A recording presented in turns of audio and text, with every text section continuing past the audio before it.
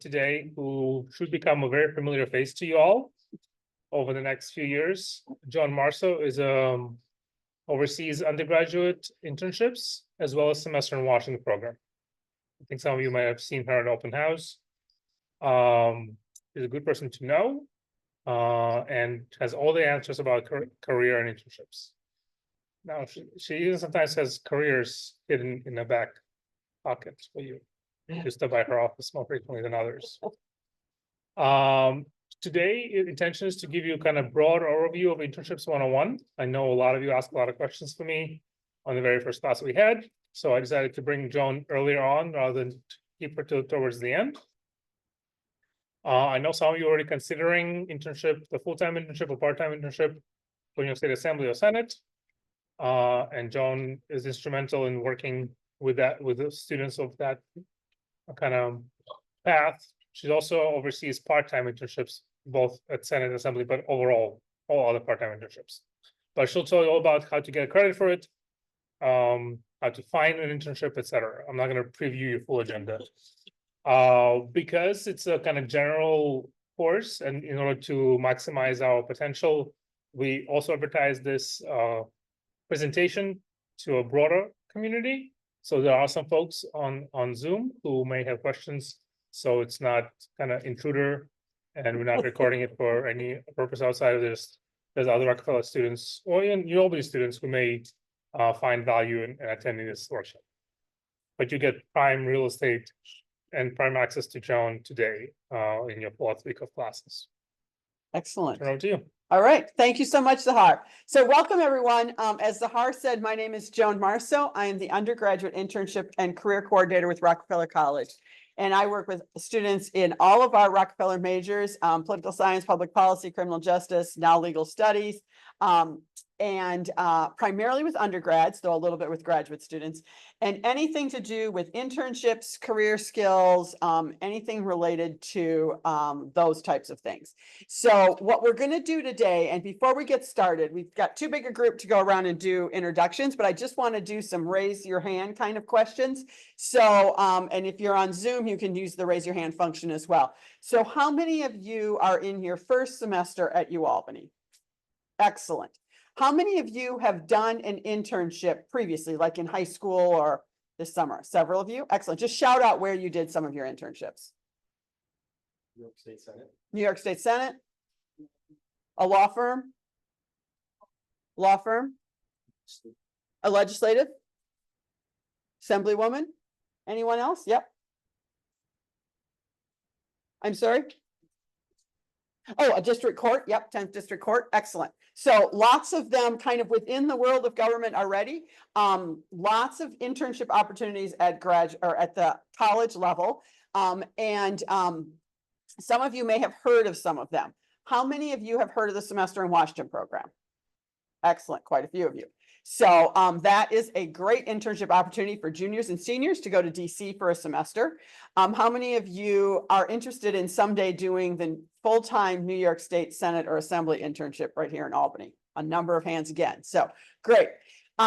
Those are a couple of what I like to call our flagship internship programs, but we have tons of other internships open to students, particularly in this field, but really if you have friends or you're double majoring in something and you've got kind of career interests that are a little bit different outside of government, lots of internship opportunities in the Capital District and around the country. So what I'm going to do is just kind of dive in here. And what we're going to talk about today is why should you do an internship? So we'll talk a little bit about why are internships even important? When can you do an internship? What types of internships are out there? How do you find an internship? And how can you get credit, academic credit for an internship? So those are kind of the questions we're going to talk about. And as questions come up as we're going along, feel free to just raise your hand if you've got questions. If you're on Zoom, you can type them into the chat or use the raise your hand feature as well. So let's start up with why should you do an internship? Anyone have any thoughts? Why do you think it's important to do an internship? Yes. To gain experience. To gain experience? Why else? Yep.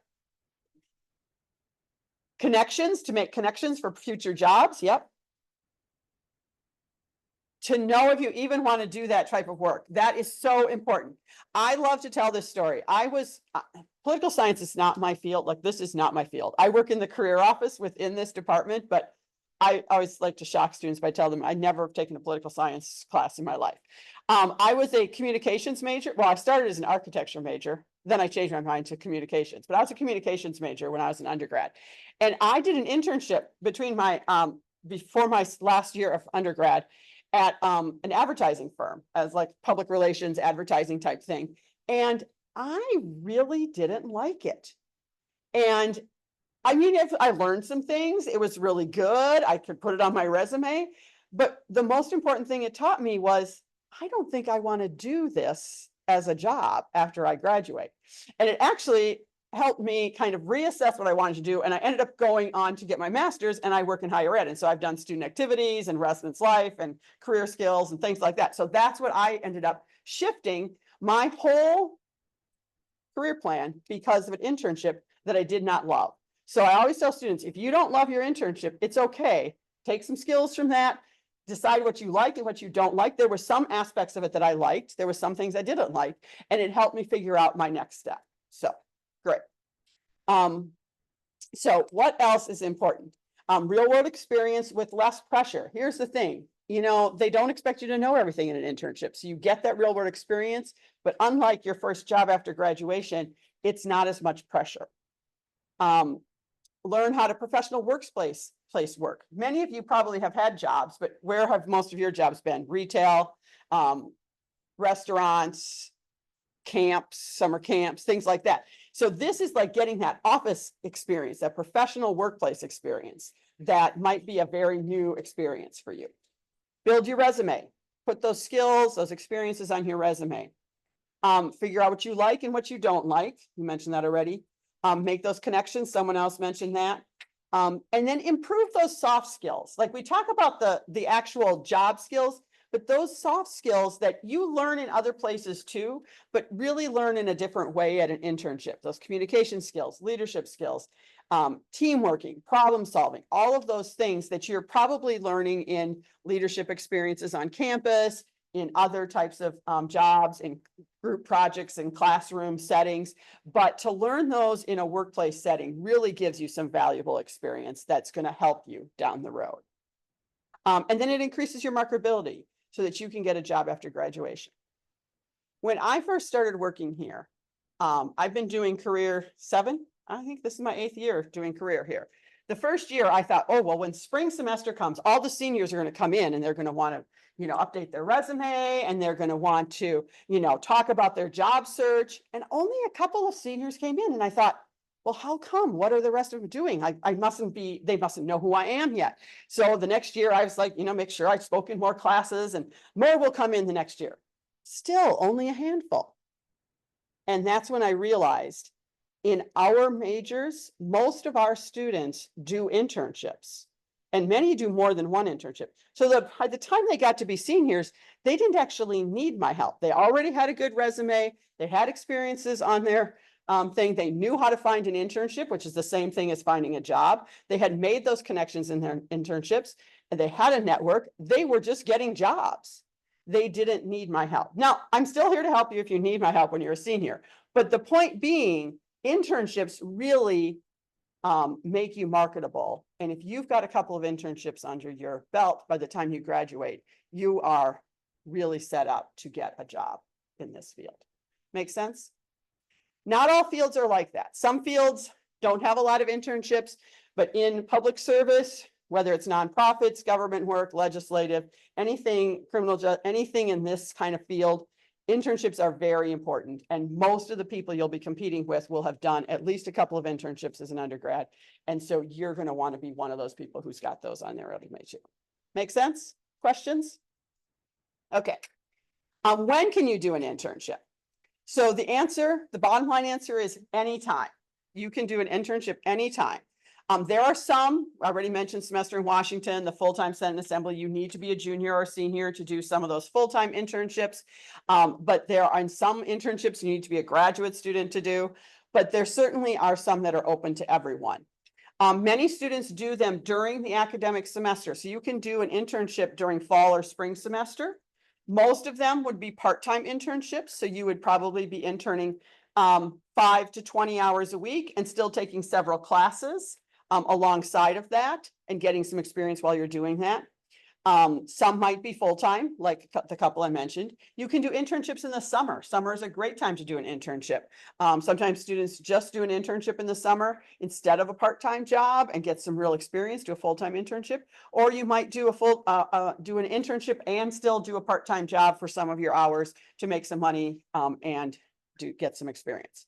Some internships are paid, some are not. We'll talk more about that later. You can do part-time or full-time, as I just was mentioning.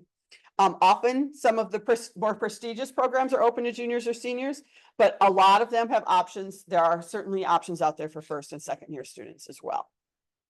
So, questions? Yes. How many hours you said was the part-time? So most part-time internships really range between about 5 and 20 hours a week. Yeah. Thank you. Yeah. Yes, you can get academic credit for part-time internships as well, and we'll talk a little bit. I think I've got a slide on that a little bit later on. Yep. So GPA requirement for internships. Some internships will have a minimum GPA that they're looking for. Some will not. It really kind of depends upon. Often the experience you have is often more important than a GPA. Some really prestigious programs have GPA requirements, honestly, just to cut the number of applicants down so they don't have to review thousands of applicants. Having good academics is important. If you are struggling academically, I'm guessing most of you are not because you're in this program, but if you're struggling academically and you're trying, you're on academic probation, then doing an internship is probably not a good thing to do. You should probably be focusing your energy on getting your grades back up. But if you're sitting with a solid, B average, you're fine. If you have a few C's here and there, you can still get an internship. Don't have any GPA yet. So I think that I would say, if you're in your first semester, there will be some places who are going to say, come back again next semester after you have a GPA. I think a lot of them aren't going to care. They would take your high school, your high school. If you did well in high school, and you got into college and you're, doing well here, that would be fine. Yeah, excellent. Okay, so there are some internships out there for first and second year students, but the other thing is there's a lot of things that you could be doing right now to start building some of those experiences, so you've got more experiences to put on your resume for when you're applying to internships for next summer or down the road. One is oops, too far. Move that over there. Community service. So getting involved in community service, and Engage U Albany. This website is available on campus. Have you guys talked about Engage U Albany with them? So it's a website where on campus where organizations in the community are looking for volunteers, and they advertise for U Albany students. So this is a great opportunity. There'll be a listing of different places you can find an organization that's doing something you like. If you're interested in policy work, there might be, maybe you're interested in educational policy, or maybe you're interested in environmental policy or immigration policy. There's bound to be nonprofit organizations in the Capital District who are doing work in that area. So find an organization that's doing something that's interesting to you. You're going to learn about that policy area while you're actually getting some experience and helping people all at the same time. So that's a great way to get some experience. There is also a way to get academic credit for that too, which I'll talk about on my later slide. Working on a campaign. If you're interested in politics at all, the campaign cycle is almost 365 days a year, every year now. This is a little bit of a lighter year, but next year it'll get really busy again. But by next summer, my guess is there'll be a lot of campaigns happening. That's a great way. Just volunteer a few hours a week for a campaign. You're talking to constituents, which honestly is very much the same skill set as talking to constituents if you're working in a legislative office. So it is really directly relevant experience. So that's a great way to get some experience. Campus organizations, getting involved on campus. I'm sure many of you have already started looking at different organizations you might get involved with. And that really helps you build your leadership skills. So join a club or two and then get involved. Go to activities, help plan events with the activities, run for e-board offices, or join committees to help plan things within the organization. Just being an organization isn't really enough. It's about the skills that you're building, and you build those skills by interacting with the people in the organization, helping to plan events, helping to organize things. That's really going to help you build those skills, becoming the treasurer or the president or other things like that. So, yes. What they say, does it have to be like, oh, like, she that, or she not that? Great question. She asked, in case you couldn't hear in the back, does it matter what type of organization? Does it have to be Democracy Matters or some political organization? No, it does not at all, because the skills you're gaining are going to be the same. And that's really what employers are interested in. They're also interested in well-rounded people to work for them. So showing, that you were interested in, soccer because you joined the, intramural soccer team. I don't even know if we have an intramural soccer team. I'm making this up, but like whatever it is, the fencing club, the, backgammon club, whatever it is you're interested in, getting involved in those things and then actively participating is going to still build those skills, and it helps you be a well-rounded person as well. So excellent. Other questions? Research. Sahar, have you talked with them about, or do you have someone coming in to talk about that? Okay, do you have someone coming in later to talk about that with them? No, we focus on disciplines. Okay, so I'll talk a little bit about research. One of the great things about UAlbany is we are a research R1 research institution, which means many of our faculty members are doing research on all kinds of interesting things, no matter what their field of study is. And we have the opportunity for undergraduate students to get involved in helping them with research, which is great because that doesn't happen everywhere. Some places you have to be a graduate student to work with faculty on research. So this is something that can be a great way for you to learn more about the research they're doing, to get some experience, because many of the jobs in this field do involve research and writing down the road. Those are skills that, as I'm working with students, they're often putting on their resumes, and internships sites are looking for research experience. And you can get research experience in your classes, of course, but you can get additional research experience by doing some research with a faculty member. And do we have timeline on when the next, okay. So there's usually, what will happen is there's an application period time where you can apply to do research. If you're interested in doing that, you can get academic credit. Sometimes there's paid opportunities to do that as well. And so just watch for emails from Zahar, from Rockefeller College about research opportunities, or the university as a whole. And if that's something that interests you, then that would be a great thing to, apply for. Ask Zahar more questions about that when it comes out. And you can work then, a few hours a week. It's not a huge commitment, but a few hours a week, helping do some research for a faculty member that's going to, sometime down the road may lead to, a book that they're publishing or an article that they're writing or something like that. And you can help gather some of the research and organize some of the research for them to do that publication. So it's a really cool opportunity. Questions about that? All right. Study abroad. How many of you are interested in doing study abroad at some point in time? Many hands. Excellent. So that's a great experience because you're getting, exposure to another culture. You're living in a new place, trying new things, maybe learning another language. All of those things are great experiences that's going to, again, help you be a more well-rounded person. If you're at all interested in international affairs, international government, international politics, then study abroad is really, really important for that. But even if you're not, just that experience can be a really wonderful experience to put on your resume and give you some new skills to work with. And part-time jobs. How many of you have a part-time job while you're in school, or had a part-time job or a full-time job this summer? Yes. So, and how many of you have done a part-time job in a restaurant? How many have done retail? Camps? Yeah. So a lot of those things, sometimes we think, oh, that's not important, and we don't want to put it on our resume. But the reality is those are good job skills, those communication skills, those people skills, I mean, I've done it. We all worked retail or restaurants. I've done both.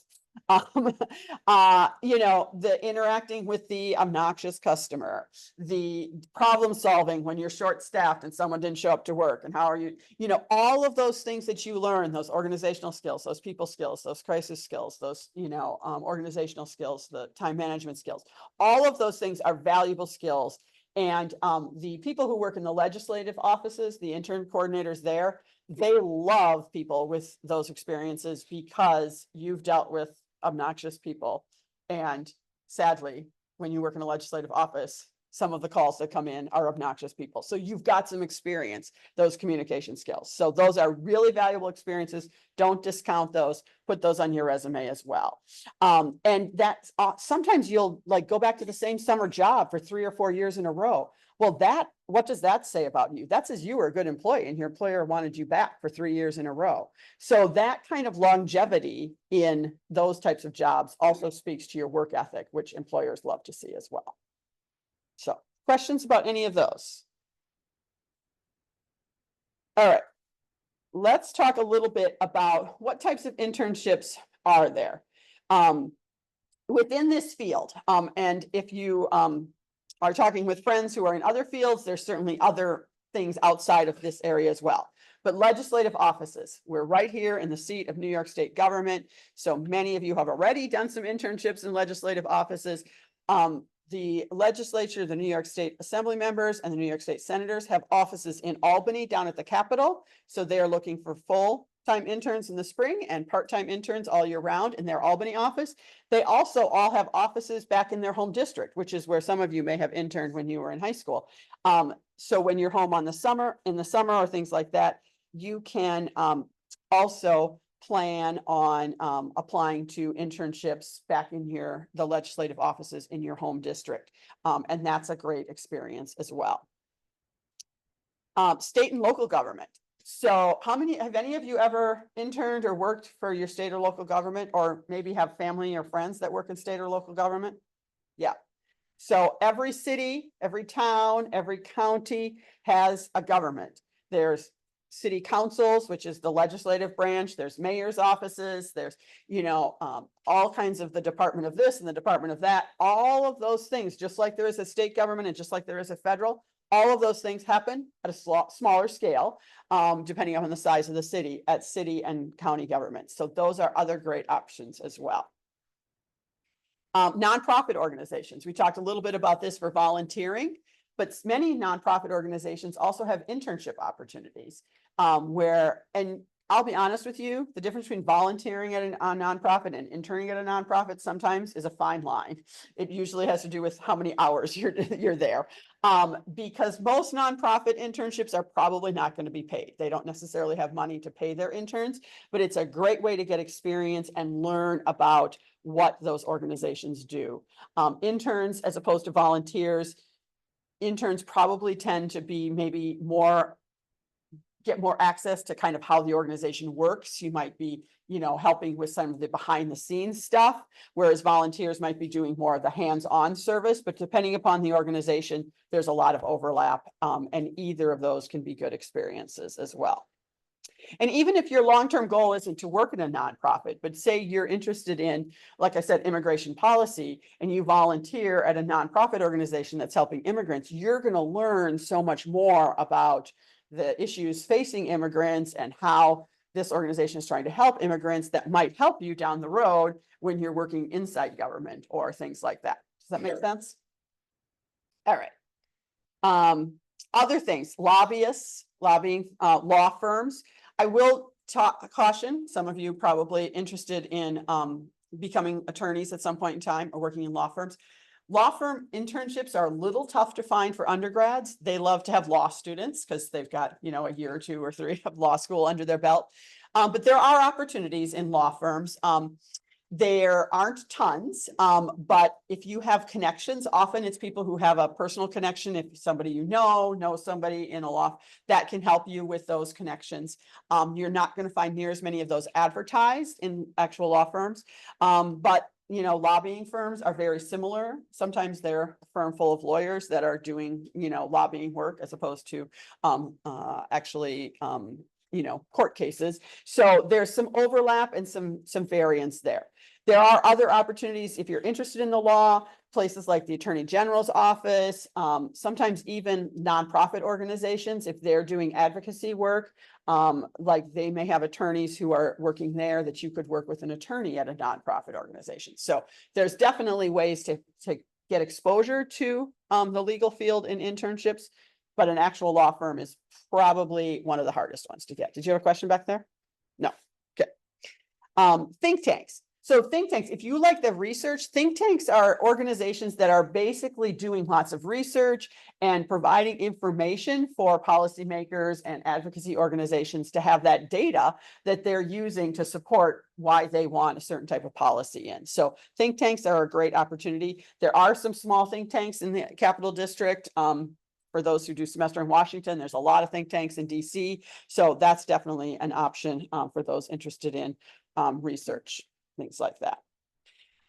Advocacy groups, I talked a little bit about that already. Political parties, like the Democratic Committee will have sometimes have internships, things like that. Campaigns we talked about before, and private companies. So private organizations, for-profit organizations sometimes have an arm that does policy work as well. So like it's the government affairs office of, Coca-Cola, those kinds of organizations, because they need to, especially larger organizations, need to make sure they're following all of the guidelines and the policies and the rules and the regulations and the laws and things like that. So they will have government relations offices that are kind of monitoring all of that, that might be doing advocacy and lobbying on their behalf. So there are opportunities in private industry as well for people who are interested in the kind of the policy side of things. Again, this is one that probably aren't a lot of undergrad internships in that area, but there definitely are some out there, more graduate school level internships in that area. But if that's something you're interested in, something to think about. So questions about any of these? Yes.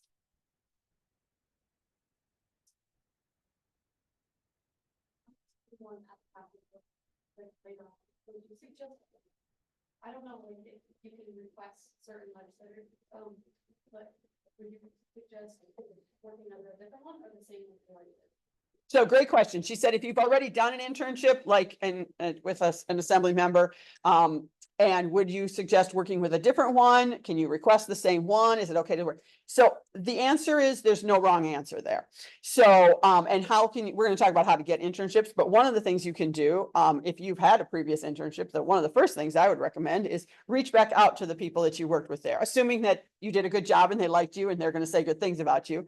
And they can do a couple of things for you. They may have openings in their office again, or in there, if you worked in the, like a legislative office, for example, if you worked in the district office, they may have openings in their Albany office now that you're here. Just reach out and say, I'm going to, Albany and I'm looking for, an internship in the spring. Do you know if your, Albany office has any openings for spring? You can also ask them for a recommendation. You can also ask them, do you know of other internships out in the area? And you can, even refer back to something. I really enjoyed the work that we did on, environmental policy. Do you have any, connections or know of any organizations that might have internships that would help me learn more about environmental policy? So use those connections to get that. Within the full-time, and we'll talk a little bit more about that, the full-time Senate and Assembly program, the process is a little different. You're not just applying to an individual office, you're applying to that program, and then they pair you up with an office. So there is an opportunity to put preferences in there, and sometimes they're able to match you up with those, and sometimes they're not. But great. Any other questions? All right. So how do you find an internship? So how many of you have been on Handshake? Oh, good. So Handshake is a great resource for students. All you Albany students automatically have an account on Handshake. It's our career platform for the university. And there's lots of things in there. It's how you find me to schedule an appointment with me if you want to. It's how you find listings of career events that are happening on campus. And it is where you find lots of job and internship postings. So it's a great resource for looking for job and internship postings. You can search by geographic area. So if you're like, it's March and you're looking for a summer internship back home because you're going to be at home for the summer, you can search by geographic area. You can search by different fields. You can search by categories like, freshman, sophomore, that kind of thing. Undergrad versus grad, different fields, different types of organizations. And it allows you to kind of narrow down the thousands of jobs and internships in there into a pool of things that might be of interest to you. The New York State internship portal. So New York State government, obviously we have the third largest seat of government in the country right here in Albany, New York. And there are many, many, many internships within New York State government. This particular internship portal is what many of the executive branch offices use to find interns, not the legislative offices. The legislative offices do not use this. Some of the executive branch departments do not use it, but many do. So the Department of this, the Department of that, all of those, Department of Corrections, Department of all of the different departments. This is a great opportunity. So you can create, and I will, we have some handbooks and things like that. And I've got, I just brought a couple of them to show you, but Zahar will share the digital versions of all of these with you. So you'll have access to all of these. If you want a physical copy, you can come to our office in Humanities and pick up one as well. But anyway, in here is a list of all kinds of different websites and things like that. But this New York State internship portal is a great one if you're looking for something within New York State government. I will tell you that not all New York State government jobs and internships are in Albany. So even if you're going to be home for the summer, you may find internships with New York State government in New York City, in Syracuse, in lots of different places around the state, because many offices have branch offices elsewhere in the state. So similar, this is, you go in, you create a little account, and you would just log in, and you can search by different categories, different geographic areas, things like that. And lots of other job search websites, like I said, available to you. Info sessions. One of the things that we do within Rockefeller College and also within the university as a whole is employers who have internships and job postings will do info sessions. Most of them happen on Zoom now, not in person, but on Zoom. If you watch, go to Handshake in the events thing, you'll find all of them there. And also the Rock Your Career newsletter, which I'll talk a little bit more about in a minute. We list those info sessions that are coming up. And particularly ones that the programs that there's a lot of internship opportunities, they'll do info sessions. And that's a great way to learn more about it. You attend the info session on Zoom, you can ask questions, learn about the whole application process, and it's a great way. Plus the employer will see your face and your name there as well, which is going to give you a heads up when you actually, a leg up when you actually submit your application.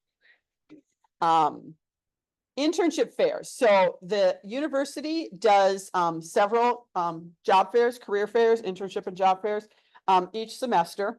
They do them kind of in different sectors.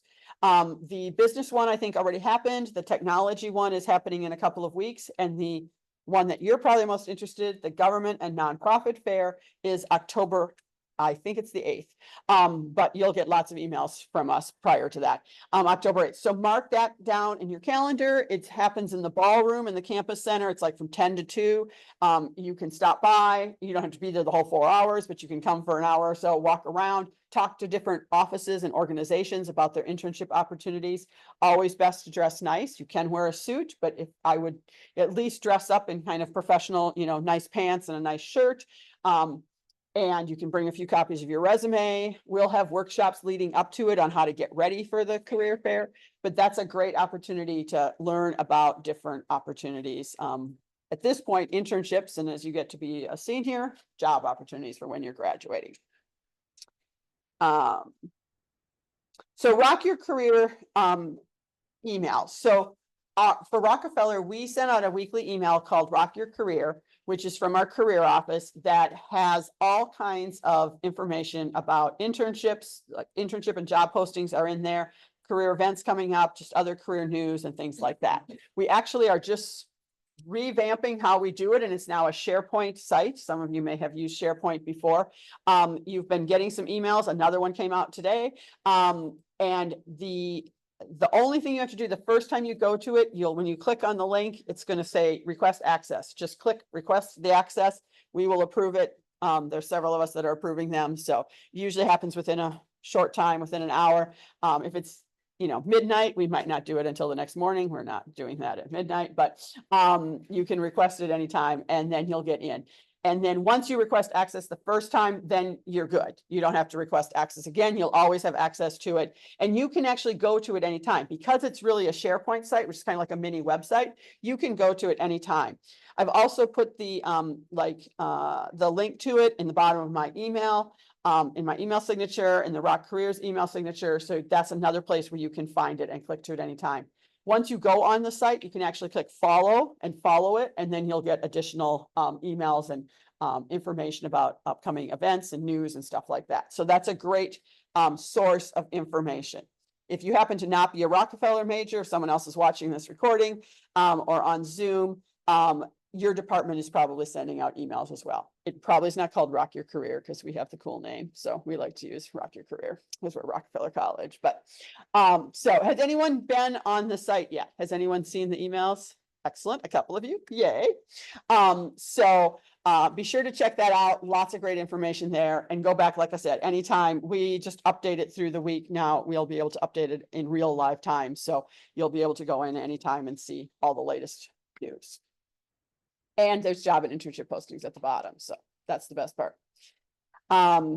Your own network. So I talked about that a little bit, with law firms, but with any kind of internships, use your network, particularly if you're looking for an internship in the summer when you're going to be back home, your family, your parents, your neighbors, your friends, your high school friends, parents might, who do you know that works someplace that might be interesting? And it's not like you're asking them to get you a job or get you an internship. The way that you want to phrase that is like, oh, I'm coming home for the summer and I'm looking for an internship. I'm really interested in, local government. And I think I remember that your mom, works at City Hall. Just can you check with her to see if they've got any internships happening? Or can I get her number so I can call her and see if they've got internships in their office this summer? And that's the way that's an appropriate way to kind of ask that question and use your network. And then they're going to be like, no, we don't have anything, but you can say, do you know of anyone else who might? And, you use those connections to find other places that might have internships. And then, you can find out what the application process is and how to, and they may say, oh, I'll put in a good word for you, or let me know if you apply and I'll flag your application. Don't ask them to do that, but if they offer, say, oh, that's so nice of you. Thank you so much. That's how you use that network. But you can start that conversation by just letting people know you're looking for an internship. And do you know anybody who might have an internship in, whatever it is? Make sense? Questions? All right. Tools for applying. So what do you need to apply for an internship? First off, a resume. A resume, almost always they're going to ask for a resume. How many of you have a resume already? Excellent. So one of the things that I always recommend is that your resume is a living document. You're going to keep updating it over and over again for the rest of your life, as long as you're working. And that's good. And then you need to have other people look at your resume, because there might be a typo on there. Because when you keep reading your own resume, you see what you thought you wrote, not what you really wrote. So there might be better ways to say things. It might make sense to you, but maybe it's not organized as well that other people can understand. So obviously you can have friends and your parents and things like that check your resume. That's great. Even better, have someone in the career office check your resume. We do have one of our little handbooks is the resume handbook. Definitely would recommend that. It's got lots of sample resumes in there, plus tips on organizing your resume. And you can schedule an appointment with the main career office has walk-in hours with peer career advisors. And then in Rockefeller, we have myself and Christina Cardona and Ashley Dwyer. We all have appointments that you can schedule an appointment with us or come to our drop-in office hours and we'll review your resume and help you make your resume even better. So whenever you're going to start a new internship search, I always recommend now's a good time to update your resume. Make sure you've got all your new things on there. As first-year students, you're still going to have high school things on there. That's appropriate. After you've been in college for a couple of years, you probably will take the high school things off of there. But at this point, including high school things is still perfectly appropriate. And sometimes you may have some of you who did internships in high school, you may leave those on for even longer because if it's really relevant experience, you're going to keep that on there. Make sense? Questions? We're not going to talk we're not going to dive into all of resumes, but that's the basics. Cover letters. A lot of internships don't require cover letters, but some will. Probably more full-time internships, things like that might ask for a cover letter. A cover letter, again, the cover letter handbook has samples. A cover letter is basically a letter that's going to talk specifically about a few skills and experiences you have that make you really qualified for the internship you're applying to. So again, you can, get help from our staff in writing a cover letter. Has anyone written a cover letter? Yeah, just a handful of you. It's not an easy thing to do. It's a weird way of writing, and it takes a lot of practice. So feel free, if you need to write a cover letter for an internship, to schedule an appointment with one of us, and we can help you with that process. They may be online application questions. There's really two ways to apply. Usually there's either a website, an online website portal that you just will log into, and they may have some online questions that you would answer. Most of it's demographic type of information, but sometimes they might have some short answer questions or short paragraph kind of questions in lieu of a cover letter. They might just ask you a few questions for things. So that's something. The other way, there are some places that will just ask you to email your resume and cover letter to this email address. And so that's another way to apply. The other thing that you'll find is in this job and internship search handbook, there's also tips on that. Like what do you write in the cover, write in the email when you're applying to an internship. So there's lots of tips like that in the handbooks as well. What else do we have here? A writing sample. Some places, especially if writing or research is an important part of the internship, a lot of those full-time ones will ask for a writing sample. Typically, that's just an example of your writing from a class. You don't have to write a new paper, but you can use a paper that you used for a class and just turn that in with that. If you got feedback from the faculty member when you did the paper, I'd recommend that you make a few changes and make the writing sample even better. You can also go to the Writing Center in the Humanities Building, and they can help you make your paper even better before you submit it. That's unlikely for part-time internships. That's going to be much more common for full-time internships or some of the more upper level kind of internships, but something to keep in mind because you never know when you get asked for that. References. They may ask for references. They could ask for references or a recommendation letter, and there are two different things. References is more common. That's a list, like give us a list of 3 references who, can talk about your career or academic skills. And you're just going to give them a list of their name and contact information. Again, tips in the handbook on how to format that. Before you give those reference names to the employer, you should ask the person if they're willing to be a reference. So who makes good references? Faculty members make good references, which is why, I'm sure Zahar's already told you, you should, go to your faculty members' office hours, get to know some of your faculty members, really build those relationships so they can be a reference for you down the road. Whether it's for grad school, law school, jobs, internships, anything. So faculty members make great references. Employers, if you've had internships or for part-time jobs, summer jobs, things like that, your supervisor can speak to your career skills. Your academic advisor might be a good reference. Sometimes once you get really involved in clubs or organizations, if you have a faculty or staff advisor, not another student, that's usually not a good choice for a reference. But like a faculty or staff advisor for a student organization would be a good reference. So those are all people. Typically not family members, not family friends. It should be someone who knows you through your college. At this point, it still could be high school teachers or somebody back in high school, because that's still really relevant experience for you. But it should be someone who knows you through school or college or through a work setting or a volunteer setting would be fine too. Not your aunt, not your neighbor. Not the best thing. I mean, you mowed your neighbor's lawn, but that's probably, not exactly what we're looking for there. So, questions about that?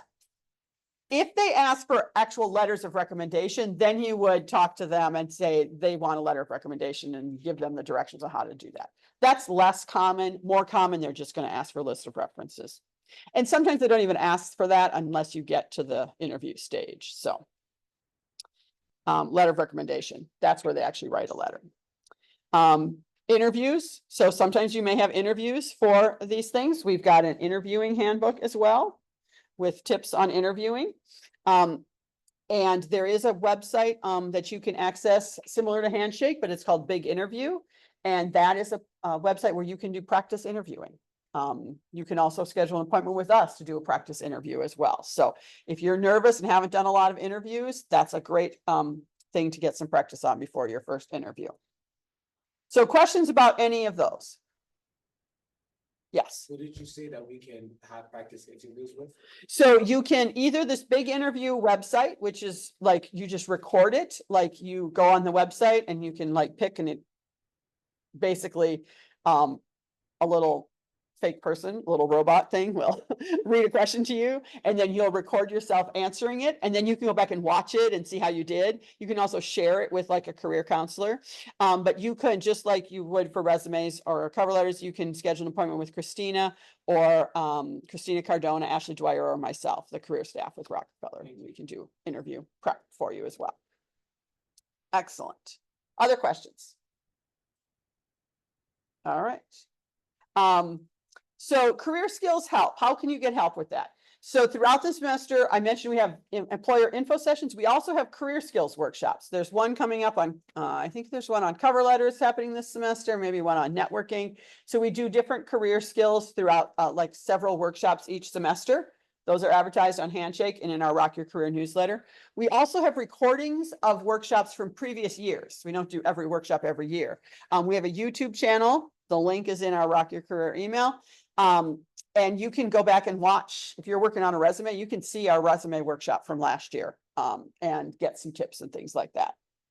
The career handbooks, I mentioned those already. I showed you all of them. The last one we have is a networking one. You can get those at, in Humanities B16. Zahar will share them with you. They're also available on our website and in our newsletter as well. The Thinking Ahead class. How many of you, are any of you in the Thinking Ahead class right now? 297 with Patty Strock. So this is a class you may want to consider in the future. It's a class that's like, what do you do with a degree in political science or public policy? And it's a great class. We bring in speakers, just talk about different careers. So that's a great class that I would recommend. Look for that in the future. You might want to take that one. And the law one, is that happening this fall? There's a similar one that's specifically about law careers and applying to law school. That's happening as an 8-week 2 this fall, right? Yes. Yes, thank you. All right. So the Career and Professional Development Office in the Science Library, G50, is open to students in all majors. So you can go there as well. Some departments also have their own career center. So like Rockefeller, we have our own career center, but you may have friends and roommates who aren't Rockefeller students. So if their department doesn't have their own career center like we do, you can tell them they can go to Science Library G50. That's the career center for everybody in the university. They do all the same things we do. Our Rockefeller Center Career Office is political science, public policy, and criminal justice majors. We're uptown in the humanities office, B16. Downtown, our office is in Milne 105, and then we also have Zoom appointments. You can schedule appointments with us through Handshake. I didn't get a chance to double check, so these office hours might not be 100% correct, but the correct office hours are in our newsletter, but we all have drop-in hours. You can just drop in. You don't need an appointment for the drop-in hours, either in person or Zoom. And then if you want to schedule an appointment, you can do that through Handshake. Questions? All right. How do you get academic credit for an internship? We alluded to that a few times. So for part-time internships, there is a departmental course that is RPOS 390, RPAD 498, and CRJ 494. 493 is gone. It's now all three majors are in the same course. So if you're doing a part-time internship, while you're doing that, you take this class for between 1 and 6 credits, depending upon how many hours a week you're interning, and you can get academic credit for the internship. In the class, there has to be an academic component to get academic credit. We work on career skills, so resumes, cover letters, LinkedIn, interview, things like that. So that's one way to get credit. I mentioned that you could also get academic credit for doing community service. That's called the Community and Public Service Program. It's within the social work department, but it's RSSW 190, 290. They've got several different options. Again, depending on how many hours you're interning, there's different 1, 2, and 3 credit courses. The applied learning internship courses. So the university also has an internship course for part-time internships. It's called Uni 288. That's 1 to 6 credits as well. Great for your friends who aren't Rockefeller majors. Or if you've already taken our class, you can take that one for additional internships. As I mentioned, lots of students do more than 1 internship. You might be able to get internship credit in your minor or a second major. The Semester in Washington program has its own internship course built into it. So you get academic credit. That's a full-time internship program in DC. Also flyers about that.